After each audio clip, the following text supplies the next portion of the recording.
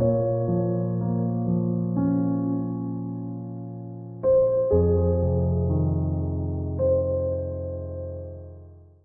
duka menyelimuti dunia seni Bali.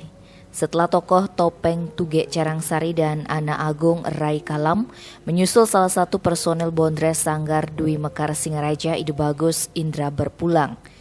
Sosok yang memerankan tokoh Cunge ini sebelumnya dikabarkan menderita sakit komplikasi. Ide Bagus Indra meninggal pada Minggu 26 Desember sekitar pukul 6:30 pagi. Kepergiannya pertama kali diketahui oleh istri tercintanya, Jero Ketut Gria, saat hendak membangunkan suaminya untuk sarapan.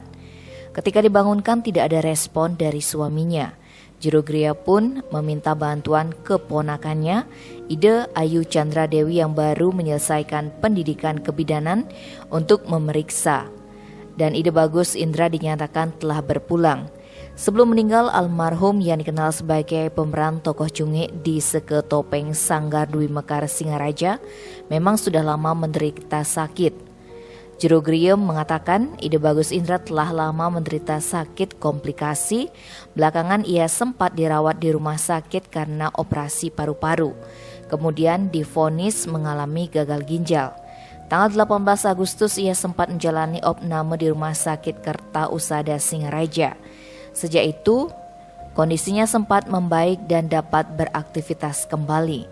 Namun tidak pentas topeng karena pandemi COVID-19. Sabtu 25 Desember sekitar pukul 23.30, badannya sempat panas. Kemudian Minggu 26 Desember, dia menghempuskan napas terakhir. Kepergian Ide Bagus Indra meninggalkan 3 orang anak dan 2 orang cucu. Sebelum meninggal, ada keinginan almarhum yang belum terwujud. Ia sempat mengutarakan keinginannya untuk sembahyang bersama keluarga ke Pura Rambut Siwi. Almarhum merupakan salah satu tokoh di Sanggar Dwi Mekar Singaraja. Banyolan khas Cunge telah dikenal di seantero Bali bahkan Jawa. Pria kelahiran 9 Januari 1969 ini adalah sosok yang ramah dan periang. Kini sosok tersebut tinggal kenangan. Tim Bali Express melaporkan.